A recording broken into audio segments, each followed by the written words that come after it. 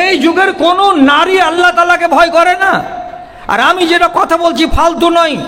একটা মানুষের জান কবজ করতে কত কষ্ট হবে, তার 4 ভাগের 1 ভাগ কষ্ট হয় একটা মেয়ে ছেলে যখন বাচ্চা জন্ম দেয় তখন। জিজ্ঞেস করিয়েন কতটা কষ্ট লাগে হয় মা বোনদের বাচ্চা জন্ম দেওয়ার কালে। এখন তো টের পায় না। কি করে টের পাবে? পিঠে একটা ইঞ্জেকশন মেরে দিল আর ডাক্তারের ঘরে ঢুকিয়ে নিয়ে পেটকে চিরে বাচ্চা বের করে নিল। ও তো বুঝতেই পারলো না যে কি কষ্ট হলো আর কি কষ্ট না হলো। আগেকার দিনের মাগুলোকে জিজ্ঞেস করবেন একটা বাচ্চা জন্ম দিতে গেলে কতটা কষ্ট হয়। তো মরণের সাধ্য বাচ্চা জন্ম দিতে গেলে মেয়েরা পেয়ে যায়। তো মরণ যদি এর চাইতে কঠিন বিপদের জিনিস হয়, তাহলে একটা নারী কোন জ্ঞানে নমাজ ছেড়ে দিতে পারে? কোন জ্ঞানে এত বড় সাহস করে যে নমাজ ছেড়ে দেয়? তোমাকে মরণ বলে ভয় লাগে না? কমসে কম সারা দুনিয়াতে মেয়েদের মতো পরেশগার কেউ যেন না হয়, এইরকম হওয়াটা উচিত ছিল। কিন্তু উল্টা হয়ে গেছে যে মেয়েদের মতো বদতমিজ আল্লাহর দুনিয়াতে আর কেউ নেই। আপনি বলবেন এমন কথাটা কেন বলতে গেলে মৌলী সাহেব? শুধু একটা কথা বলছি, কথাটাকে শিখেলেন, লিখে নিজের ব্রেনে মজবুত করে রাখবেন। কি কথা? একটা পুরুষ বেটা ছেলে যদি বিয়ে করে ওর বাপকে মাকে 14 গোষ্ঠীকে না বলে তো বিয়ে করা জায়েজ। কথা বুঝতে পারলেন? হ্যাঁ না বলুন, বুঝতে পারলেন? একটা বেটা ছেলে সাবালক যদি বিয়ে করে কোথাও মাকে বাপকে দাদাকে 14 গোষ্ঠীকে কাউকে কোনো কথা বলল না, বিয়ে জায়েজ। কেন? আমি বেটা ছেলে, আমি সাবালক, মোহর আমার কাঁধে আছে, ভালো মন্দ আমি বিচার করব, বাপ আমাকে অনুমতি দিক অথবা না দিক। বাপের অনুমতি জরুরি নয়। কার ক্ষেত্রে? বেটার ক্ষেত্রে আক্কেল পুরা আছে। আর মেয়েদের ক্ষেত্রে আল্লাহ তাআলা কি কানুন করেছেন? তুমি যত ইএমএ বিএড করা হোক না কেন, তোমার বাপ যদি বেঁচে থাকে, বাপের কাছে আছে 50 নম্বর আর তোমার কাছে আছে 50 নম্বর। এবার দুজনের 50 নম্বর এক জায়গাতে করলে কতটি হবে? তো 100 হবে। কি বলে? বেটি তোমার বিয়ে পঞ্চগ্রামে উমুকের বেটার সঙ্গে দিব। ছেলেটা কি করে? আব্বা ছেলেটা এখন বিয়ে পার্ট 2 এ পড়ছে। মেয়েটা বলল আমি বিয়ে করব না। মেয়ের কাছে কয় নম্বর আছে? 50। আপনি বলছেন তোকে করতে হবে বিয়ে, আমি বিয়ে দিব। মেয়ে বলছে আমি বিয়ে করব না। আপনি যদি গার জোরে বিয়ে দিয়ে দেন, বিয়ে হবে না, বিয়ে। আপনার বেটি যদি বলে দেয় যে আমি এই বিয়েতে রাজি নই, বিয়ে হবে না। 2 বাপ বেটি রাজি হয়ে যাও, ঠিক আছে আমি রাজি, তুমি বেটি রাজি আছো? যে হ্যাঁ আমি রাজি। 100 নম্বর কমপ্লিট, বিয়ে হয়ে যাবে। এখন এই যুগের মেয়ে ছেলে কি করছে? বাপকে না বলে নিজে নিজে হিসাব লাগিয়ে নিল। কোথাকার ছেলে এটা? ওই যে অজগর পাড়ার ছেলেকে তুমি বিয়ে করবে? যে হ্যাঁ। কী করে চিনলে তুমি? ওই কালিয়াচক কলেজে পড়ার কালে আমি চিনেছি। আরে ছেলেটা ভালো কি মন্দ, কি আছে আর না আছে, তুমি কি ওর সাথে জীবন কাটাবে না আমি কাটাবো? আমি ঠিক পেয়েছি, আমি ওকে বিয়ে করব। আপনি বাপ বলছেন না আমি ওই রকম ছেলের সঙ্গে বিয়ে দিব না। আপনার বেটি বাড়ি থেকে ব্যাগ ভ্যানিটি ঘাড়ে করে নিল, চলে গেল জঙ্গিপুর কোর্টে গিয়ে উকিলের কাছে কাগজ ফিল আপ করে নিয়ে হাকিমের কাছে সই করে নিয়ে নিল, বিয়ে হয়ে গেল। আপনার বেটি আর ওইখানকার ছেলে সুখে জিন্দেগি কাটাচ্ছে। আপনি মনে মনে রাগ করছেন আর বলছেন ওই বেটি আমার বাদ, আমি বেটিকে বাড়িতে তুলবো না, ওকে আমি যদি বাড়ি আসে তো আমি কুচু কাটা করে কাটবো, ওর মতো বেটির আমার দরকার নেই। এভাবে রাগ দেখালেন। 3টা মাস গত হলো। তারপরে আর একদিন ফোনে মাকে ফোন করে বলছে মাকে কেমন আছিস? বলছে ভালো আছি। তুই কোনে আছিস? তো শ্বশুর বাড়িতে আছি। তো আব্বার রাগ গালা কমেছে গে মা? বলছি দেখ তো ওগুলো কতদিন থাকে বেটা, ওগুলো তখন লয়া ছিল, এখন সব সোজা হয়ে গেছে, বাড়ি আসবো গে মা? বলছে আচ্ছা ঠিক আছে থাম, তোর বাপকে জিজ্ঞেস করছি। রাতের বেলায় বুড়ার কাছে বুড়ি শুয়েছে, কানের কাছে যা করছে সলেহা বাড়ি আসতে চাইছে। হ্যাঁ কি কথা বললি? অমন করে খুন সেখানে উঠছ, সব কথা তো রাখতে হয় না। ওটা কি ছেলে লয় আমার গে? কিছু তো আমাকে না বলে বিয়ে করেছে, আমি তোকে বেটি বলে গুনি না। করে থাকো, ওরা সুখী তো আমরা সুখী, কিসের লেগে তুমি এমনি করে খালি কটকট করে কথা কইবে? তো বড় বড় ভাইয়া বাবু মাইয়ার কাছে সবাই কাবু। 2বার 3বার যখন কানের কাছে ভ্যানার করে কহিলে তখন বলছে আসবে, তার কি কহবো আমি। এবার তারপরের দিন চলে এলো, তো বেটি কি একা এলো? রোজিনার সাথে একটা এইরকম মুচালা ছেলে এলো, দাড়িকে ছিলে কালাই মারা খুলিয়ান বানিয়ে দিয়ে বাড়িতে চলে এসে, আর এসে একদিনেতে শ্বশুরকে যে কাছে আব্বা আসসালামু আলাইকুম। আব্বা শুনে শ্বশুরের কলিজাটা খালি শিরশির করে হাওয়া লাগছে, বলছে আর ম্যাচ গেল বেটা মুজিবুর সালা হারামি 3 বছর থেকে আব্বা কহেনি। আর দেখো তো পরের বেটা আমাকে এসে কাছে আব্বা আসসালামু আলাইকুম। কত জিভরা ছেলে রে। বিয়ে হালাল? আপনি যে রাজি হয়ে গেছেন আজকে 3 মাস পরে, বিয়ে হালাল না, বিয়ে হালাল নয়। 3 মাস কোন কথা, 6 বছর পরে যদি আপনি বলেন আমি এখন রাজি হয়ে গেছি, হবে না, বিয়ে হালাল নয়। বিয়েটা হারাম হারাম হারাম হারাম। আর এই যে মৌলানা বসে আছে, কাহাত বেগাইর ওয়ালিহা নিকাহুহা বাতিলুন বাতিলুন বাতিলুন, যে কোনো বেটি ছেলে তার অভিভাবককে না বলে যদি বিয়ে করে নাই, তার বিয়েটা বাতিল। নবী একবার বলেননি, 3 বার বলেছেন বাতিল বাতিল বাতিল বাতিল বাতিল বাতিল, বিয়ে হবে না, বিয়ে হবে না। কোর্টের কাগজ আছে, কোর্টের কাগজ 20খানা যদি এনে রাখিস রে বেটি, এটাকে জায়েজ বলা যাবে না। তো এতদিন ধরে যে স্বামী স্ত্রীর মতো আমরা দিন কাটাচ্ছি, এটা কি হবে? পাক্কা রান্ডিবাজি হবে। যদি একটা বাচ্চা হয়ে যায়, পাক্কা জারজ সন্তান। এখন কে মানবে? এত টাইট শরিয়ত। আমি টাইট নই, আল্লাহর শরিয়ত এত টাইট, বাপের অনুমতি ছাড়া বিয়ে করা চলবে না। তারপরেও প্রত্যেক গ্রামে প্রতি বছর 3টা করে বেটি ছেলে পালিয়ে বিয়ে করতে আছে। হ্যাঁ না না, আর জালসার দিনে তো মালদাতে এক একটা জালসাতে 5-6টা ধরা পড়বে আর বিয়ে হবে, 5-6টা করে ধরা পড়বে আর বিয়ে হবে। তখন আর কেউ দেখবে না যার বাপকে ডাকি, খালুকে ডাকি, কাউকে ডাক, হ্যাঁ আমি সর্দার আছি, পড়াও বিয়ে। সব সরকারি বিয়ে, সরকারি বিয়ে। আগামী দিনে বিয়ে থাকবে না দাদা আমার, আগামী দিনে বিয়ে থাকবে না। আর একটা কথা জেনে রাখেন, আমেরিকার সমাজে আর ইউরোপের সমাজে বিয়ে নাই। শিক্ষিত লোক জেনে নেই, বাবা ধনেরা, শিক্ষিত লোক যারা ছাত্র মাত্র আছে তোমরা জেনে নাও, আমেরিকাতে আর ব্রিটেনে আর ফ্রান্সে এই সব দেশগুলোতে বিবাহ নেই। বিবাহ কখন আছে? কখন আছে? কতখানি পড়াশোনা লোক আছো আর জেনারেল নলেজ পড়ে রেখেছো। কোন আমার ছেলে, আমার পোতা, আমার নাতি, একটা বলো তো ম্যারাডোনা কতদিন বয়সে বিয়ে করেছিল আর কতদিন পরে তার বাচ্চা কাচ্চা হয়েছিল? জানা আছে?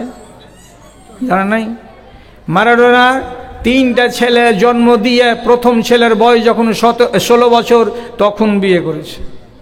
কাকে? তো ওই ছেলেটাকে। বিয়েটা কি অনুষ্ঠান? বিয়ে না করলে কি হতো করে মোটা ভোজন? তুই তো ছেলে আগে করে দিয়েছিস, স্টাইল বিয়ে করলাম। আমেরিকার ইউরোপের মাটিতে ছেলেকে কলেজে, স্কুলে, নার্সারিতে ভর্তি করতে গেলে কোনো দিন কোনো ফর্মের ভেতরে তোমাকে চ্যালেঞ্জ দিয়ে বললাম, ফর্মে এক জায়গাতেও পাবে না নেম অফ দ্য ফাদার নাই, বাপের নাম ঘর করা নাই, মাদার নেম, মার নাম কি, ছেলের নাম কি, মায়ের নাম আছে, ছেলের নাম নাই। ছেলের নাম লিখে দাও, তারপরে নিচে মায়ের নাম লিখে দাও, ভর্তি হয়ে যাবে। স্কুলওয়ালা বলবে না ছেলের বাপ কই, স্কুলওয়ালা জানে। বাপ কেমন করে বলতে পারবে? বেটি ছেলেটাকে বলবে ছেলের বাপের নাম নাই, যে আমি কেমন করে বলবো কোনটা বাপ? কেন? আমি তো যৌবন্তীকালে 27 তারিখের দিন মালদা ক্লাবে গিয়েছিলাম অনুষ্ঠানে, ওখানে ডান্স করেছি, গান করেছি, রাত্রেবেলায় শুয়ে দেখছি কোনো বন্ধুর সাথে শারীরিক সম্পর্ক হয়েছে। তারপরে 17 তারিখের দিন আবার জঙ্গিপুর ছিল, ওখানকার অনুষ্ঠান করলাম, রাত্রেবেলায় আমোদ ফুর্তি করলাম, এই করলাম ওই করলাম, ডান্স করলাম, অন্য আর একটা বন্ধুর সাথে মিলমিলাপ হয়ে গেল, ওখানে শারীরিক সম্পর্ক কায়েম হয়ে গেল।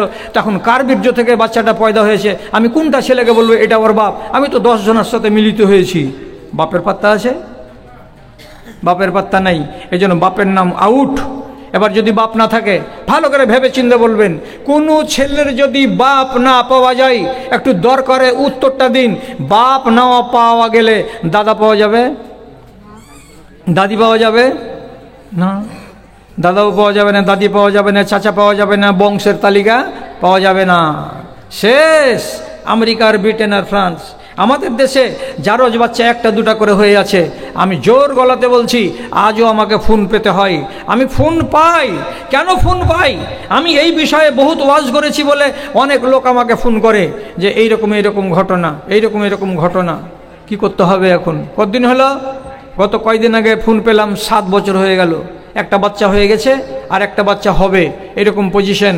বারবার করে একই কথা আসছে। যাকে জিজ্ঞেস করছি তো মহিলার বাড়ি হচ্ছে কালিয়াচক, বলছে যে আমি এরকম করে কলেজ জীবনে পালিয়ে বিয়ে করে নিয়েছি, বাপের পাত্তা দিনই। এখন আপনাদের বয়ান শুনে মনে হচ্ছে রঙের জিন্দেগি তো কেটে গেছে, ঠেলার জিন্দেগি তো সামনে আছে, নিজেকে পাক করব কেমন করে? আমি বললাম আজকেই বাপের বাড়ি চলে যাও, এই ছেলেটার কাছ থেকে আলাদা হও, এর কাছে তোমার রাত কাটানো হারাম। তারপরে তোমরা দুইজন লাঠি খাও। লাঠি কতটি খেতে হবে? জেনা করেছো 100 করে কোড়া খাও। কোড়া খাওয়ার পরে আবার নতুন করে তোমার বাপের সম্মতি নিয়ে মৌলবীকে নিয়ে এসে নতুন করে মোহরানা ধার্য করে বিয়ে করো। করার পরে ওই ছেলেটার সাথে তুমি রাত কাটাও, তাহলে তোমার জায়েজ হবে। আক্কার ছেলে দুটো কি হবে? ছেলে দুটো ইসলামী আদালত হতে গেলে তারা জারজ বলে আখ্যায়িত হতো, কিন্তু আমাদের দেশে ইসলামী রাষ্ট্র নেই। ছেলে দুটো তোমারই থাকবে, এটা ভুলের শিকার। তোমারই টাকা পয়সা নিবে আর তোমারই খাবে আর তোমার বাড়িতে থাকবে। বাচ্চা দুটার ভুল নয়, ভুল হলো তোমাদের। একটা মশলা কজন মেয়ে ছেলে মানে?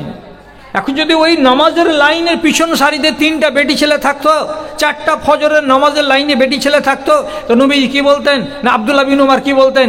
একটাও বেটি ছেলে মুমিন নয়, সব মুসলমান। সত্য না মিথ্যা? সত্য কথা বলছি, একটাও মিথ্যা কথা বলছি না আপনাকে। কি ভালো করে বুঝেন, ভালো করে বুঝেন। উম্মে সালমার কোলে তার একটা বেটি ছিল, আগলা স্বামীর।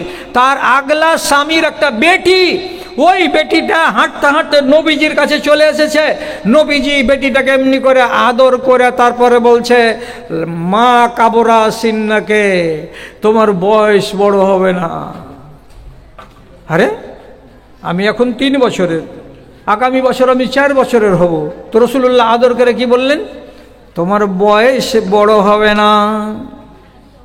ছোট্ট ছেলে আরবি বুঝে নিল, কাঁদতে কাঁদতে মাকে যা বলছে, মা ব্যাপার খারাপ। কিরে বেটি? রাসূলুল্লাহ দোয়া দিলেন, আমি বড় হব না। এখন কতখানি হয়েছি মা? বলছে তুই 1.25 হাত লম্বা হয়েছিস বা 1.5 হাত লম্বা হয়েছিস। মাগে আমি 1.5 থেকে 1.25 হাত হব না, আর 2 হাত লম্বা হব না। কেন? যে নবীজি দোয়া করে দিয়েছেন তুমি লম্বা হবে না। কাঁদতে লাগলেন মেয়ে আর কাঁদতে লাগলেন মা। সাথে সাথে হযরত উম্মে সালমা বলছেন, এবার আমি দৌড়ে যাব কার কাছে? তো নবীজির কাছে।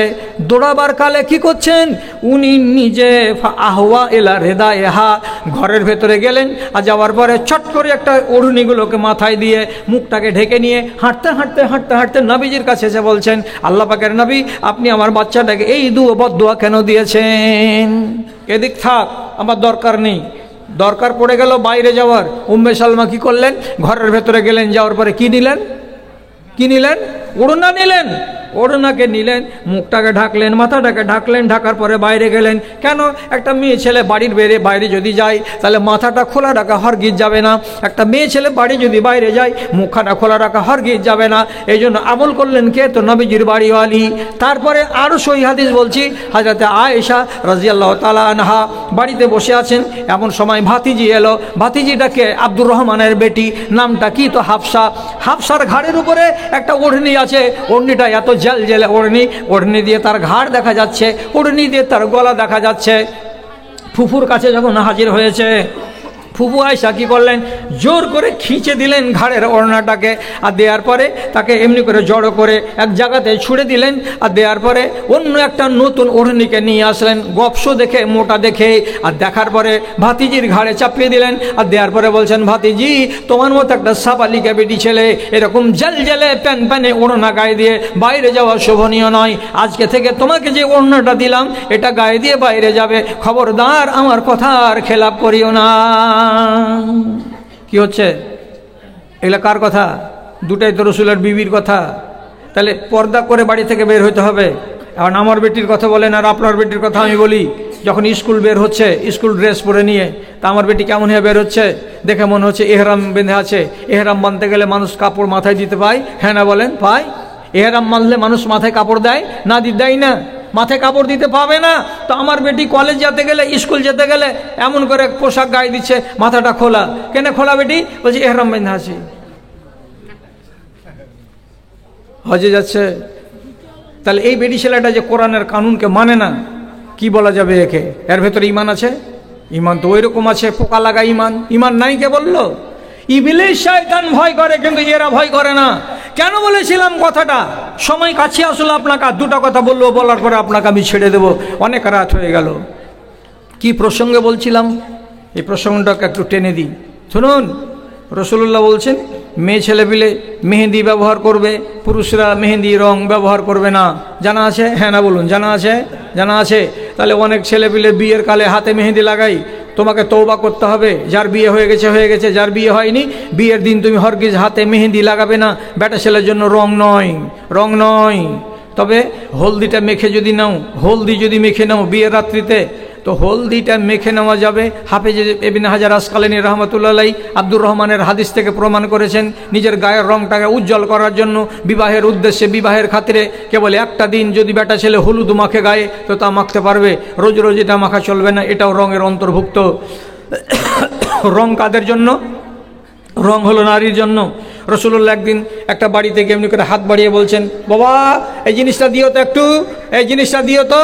তো ভিতর দিক থেকে একটা মেয়ে ছেলে হাত বাড়ালো, তা হাত বাড়িয়ে যে জিনিসটাকে দিচ্ছেন, তো নবীজি জিজ্ঞেস করে বলছেন, আহাযিহি ইয়াদু রাজুলিন আও ইমরা, এ হাতখানা বেটা ছেলের হাত না, এই হাতখানা বেটি ছেলের হাত। আড়াল থেকে মেয়ে ছেলেটি বলছে, বালিয়াদু ইমরাতিন, এটা হলো মেয়ে ছেলের হাত। মেয়ে ছেলের হাত ছিল কিন্তু হাতে রং ছিল না, মেহেন্দি ছিল না, সাদা ফ্যাকাশে, যেমন বেটা ছেলের হাত সাদা হয় ওই রকম সাদা হাত দেখলেন নবীজি। দেখার পরে বলছেন, এই মেয়ে ছেলে, তুমি যখন নিজেকে বলছো আমি একটা মেয়ে ছেলে, তো তোমার হাতখানা বেটা ছেলের মতো কেন হয়ে আছে? হাতটাকে মেহেদি দিয়ে রঙিয়ে নেবে, এটা তোমার অধিকার, এটা হলো তোমার হক। হাতখানাকে ন্যাংটা করে রেখে দিও না। মেয়েরা হাতে রং দেবে, ঠোঁটে লালি লাগাবে, বিলকুল জায়েজ আছে। ঠোঁট পালিশ দিয়ে সুন্দর করে রাখবে, চোখে সুরমা দেবে, বিলকুল জায়েজ আছে। মুখে ফেয়ার অ্যান্ড লাভলি মাখবে, ভিকোটার মারি মাখবে, মাখার পরে চেহারাটাকে সুন্দর উজ্জ্বল করে রাখবে, গ্লেজটাকে আকর্ষণীয় করে রাখবে, বিলকুল জায়েজ আছে। এটাকে কি বলা হয়? এটাকে আরবিতে জিনাত বলা হয়, মানে সৌন্দর্য। তবে ব্যাকরণ কি, আইনটা কি? আল্লাহ রাব্বুল আলামিন সূরা নূরের ভেতরে বলছেন, ও রমণী, ঠোঁটকে লাল করতে পারবে ঠিক আছে, চোখে সুরমা দিতে পারবে ঠিক আছে, তুমি আর যতগুলো তোমার জিনাত আছে সবই পড়তে পারবে ঠিক আছে, কিন্তু ভালো করে মনে রাখো আল্লাহ রাব্বুল আলামিন বলছেন, ওয়ালা ইউবদিনা জিনাতাহুন্না ইল্লা লিবুলাতিহিন্না আও আবায়ে বুলাতিহিন্না। তোমার সৌন্দর্য, তোমার লাল লাল ঠোঁট, তোমার চোখের সুরমা, তোমার গালের গ্লেজ দেখতে পাবে কারা? 6টা পুরুষ দেখতে পাবে। 6টা পুরুষকে বাদ দিয়ে 7ম নম্বরের কোনো পুরুষ দেখতে পাবে না। কে 6টা লোক? বেটা ছেলেগুলোকে। 1 নম্বরে তোমার স্বামী, তোমার রং দেখতে পাবে। 2 নম্বরে তোমার শ্বশুর, তোমার চেহারার রং দেখতে পাবে। 3 নম্বরে তোমার বাপ, তোমার চোখের আর মুখের রং দেখতে পাবে। 4 নম্বরে তোমার নিজের ভাই, তোমার লাল লাল ঠোঁট দেখতে পাবে এবং তোমার চোখ গাল দেখতে পাবে। 5 নম্বরে তোমার নিজের জন্ম দেওয়া বেটা ছেলে, বড় হোক অথবা ছোট হোক, তোমার নিজের সৌন্দর্য দেখতে পাবে। আর 6 নম্বরে তোমার বাড়িতে যদি নাবালক চাকর থাকে বেটা ছেলে, তো নাবালক চাকর বেটা ছেলেটা দেখতে পাবে। এই 6টা লোককে বাদ দেওয়ার পরে 7 নম্বর লোক পৃথিবীর, তোমার লাল ঠোঁট হরগিজ দেখতে পাবে না, তোমার সুন্দর গাল হরগিজ দেখতে পাবে না, তোমার মাথার চুল লম্বা লম্বা হরগিজ দেখতে পাবে না। এগুলো অন্যের জন্য হারাম। এবার কি বলেছিলাম গোড়াতে? বাংলা কোরআন নাই যে না নেই।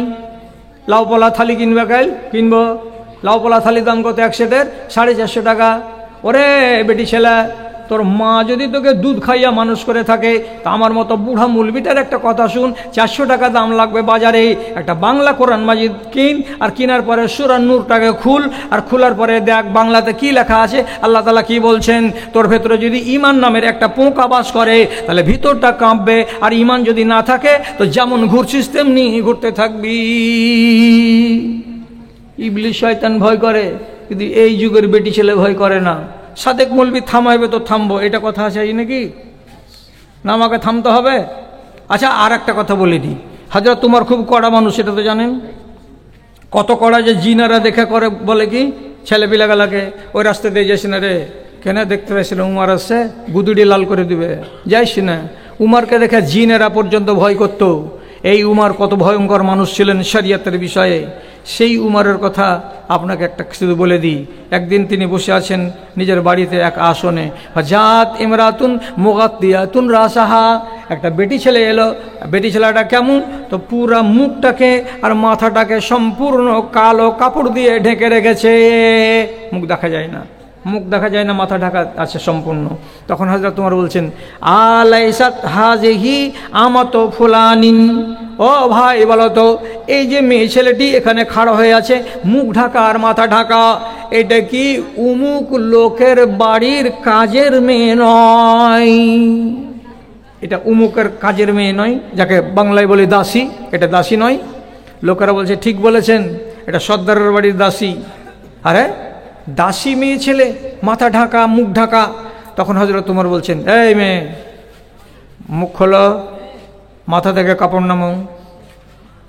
তখন মেয়ে ছেলেটা বলছে, না আমি মাথা ঢাকা রাখি, আমি মুখ খুলি না, আমি মুখ ঢেকে রাখি, আমি দাদি মায়ের মতো, আমি নানি মায়ের মতো, আমি আমার মালকিনের মতো, আমি মুখকে ঢেকে রাখি, মাথাকে ঢেকে রাখি।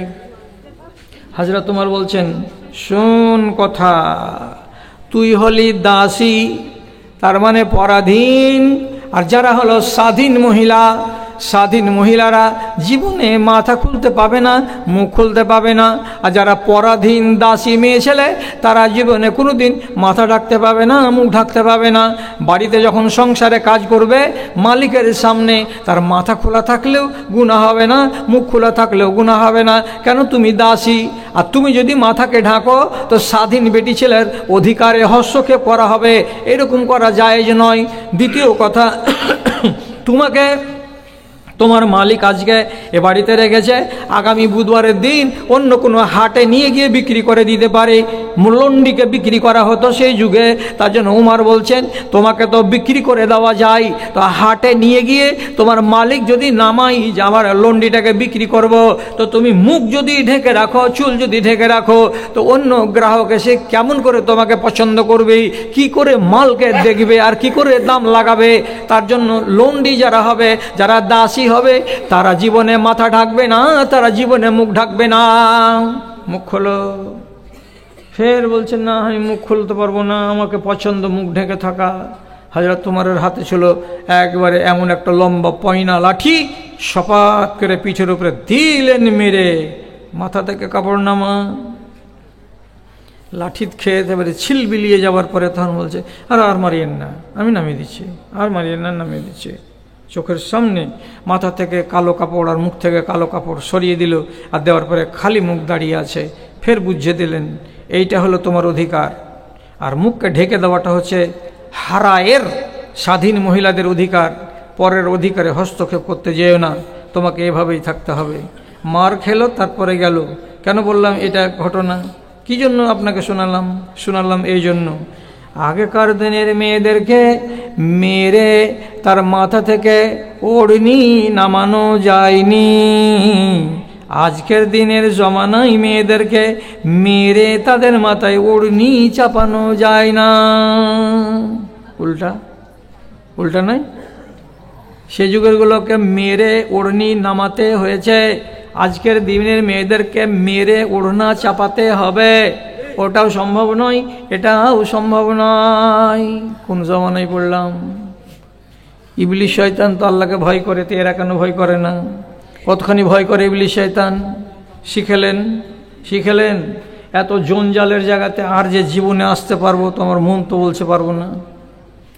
তো এইবারই যা বলার বলে দিয়ে আপনাকে বিদায় করে দিই।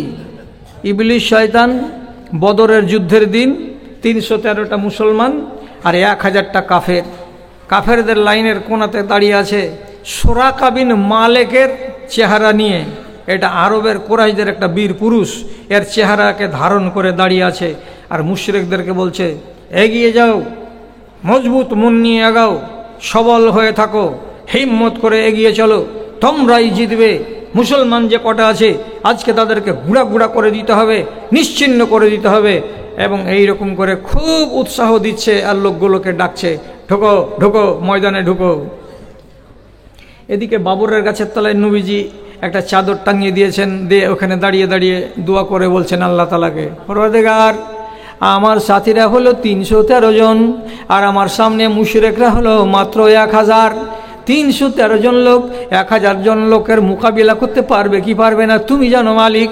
তবে নবীজি কেমন দোয়াটা করছেন শুনেন, কেমন দোয়াটা করছেন। আল্লাহুম্মা ইনতাহালেক হাযিহিল ইসাবাত লান তুবাদ ফিল আরজি আবাদা। এ পরওয়ারদিগার, আজকের দিনে 313টা লোক যদি হেরে যায়, 313টা লোক যদি পরাজিত হয়ে যায়, তাহলে পরে মদিনাতে আর আজান পড়বে না, তোমার নামের ইসলাম আর জিন্দা থাকবে না, তোমার নামে হাইয়া আলাল ফালাহ বলার লোক মিলবে না, তোমার দিন ইসলাম মুছে যাবে, শেষ হয়ে যাবে। তুমি যদি চাও ইসলাম কায়েম থাক, তাহলে এই 313টা লোককে বিজয় দাও। আর তুমি যদি চাও ইসলাম ধ্বংস হয়ে যাক, তাহলে 313টা জনকে আপনি 313 জনকে হারিয়ে দেন। এমন ভেজাল লাগা দোয়া করলেন রাসূলুল্লাহ। আল্লাহ তাআলা আসমান থেকে বলছেন, আরে আমার এই 313টা লোক ইমানদার, তারা যদি হেরে যায় তাহলে তো ইসলাম নিশ্চিহ্ন হয়ে যাবে। এদেরকে জয় নিশ্চিত করতে হলে কি করতে হবে? আমাকে মিলিটারি পাঠাতে হবে। পাঠাও মিলিটারি। কোরআন মাজিদের 3 জায়গাতে আয়াত আছে। আল্লাহ রাব্বুল আলামিন আসমান থেকে ফেরেশতাকে পাঠালেন, সাদা সাদা পোশাক পরে, বড় বড় পাগড়ি পরে নামতে লাগলো। কেমন হয়ে নামলো? যেমন চোখে দেখেছেন ভিডিওতে, চোখে দেখেছেন আপনার মোবাইলে, হেলিকপ্টারে করে মিলিটারি আনছে। আর আনার পরে মিলিটারিকে ওখান থেকে ট্রেনিং দেওয়া আছে, ছাতা ফুটিয়ে নিচে নেমে যাচ্ছে, আর নামার পরে ছাতাকে বন্ধ করে বন্দুক ঘাড়ে করে লড়াইয়ে নামছে। এই যে এয়ারফোর্সগুলো যেমন ভর ভর ভর ভর করে উপর দিক থেকে নিচে নেমে যায়, ঠিক ওই রকমই আল্লাহর ফেরেশতারা 1000 জন আসমানের দিক থেকে সাদা কাপড় পরে পরে 1 2 3 4 5 6 7 8 করে জমিনে নামতে লাগলো। চিনে নিল কে? তো কোনাতে দাঁড়িয়েছিল ইবলিস শয়তান। ও যে চিনে নিয়েছে এগুলো আল্লাহর ফেরেশতা নামছে, তখনই বলছে কি কথা? আমি গেলাম, তোমরা লড়াই করো, আমি গেলাম। যাই, এতক্ষণ ধরে তুমি সাহস দিচ্ছিলে, আর তোমার সাহসে আমরা সাহসী, আর তুমি ফের বলছো আমি গেলাম। গেলাম কেন? যাওয়া কেন তুমি এখান থেকে?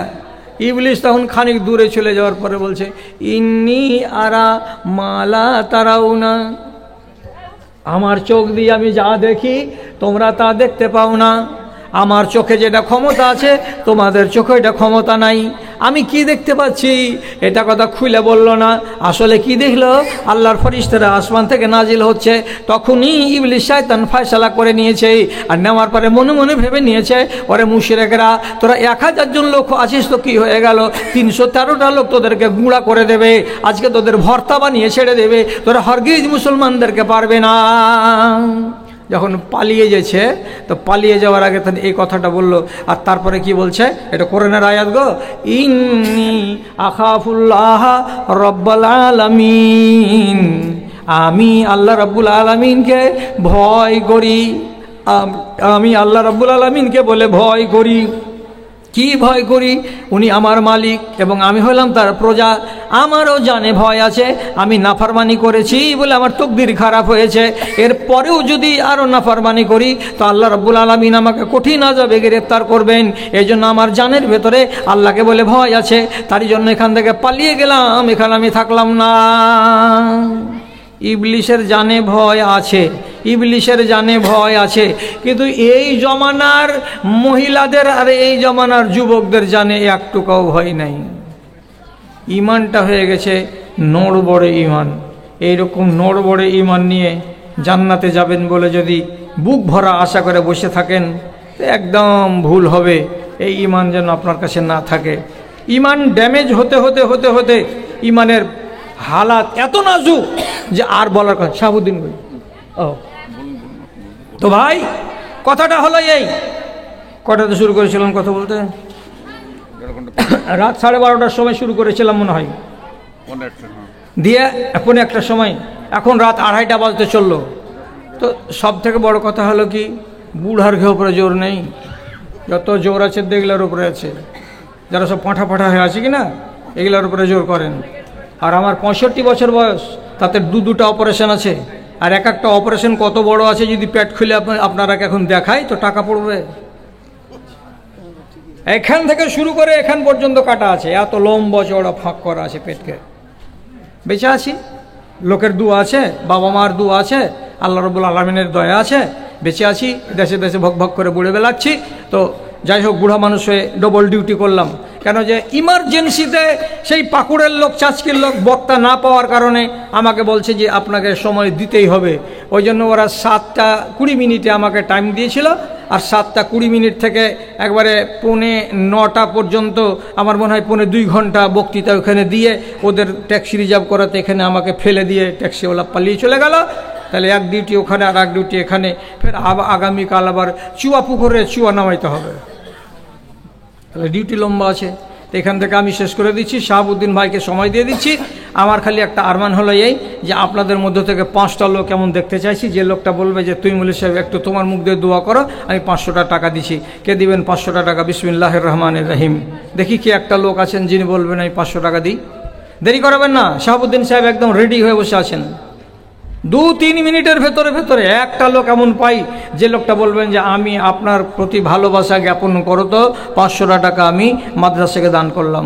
তোমার আদেশে দিন চলে যায়, তোমার আদেশে দিন চলে যায়, আধার নেমে আসে রাতে, কত যে শক্তি লুকায়ে রেখেছো তোমার নিপুণ 2 হাতে, তোমার নিপুণ 2 হাতে, মহাবিশ্বের তুমি যে চালক, উড়ুক তোমার জয় নিশান।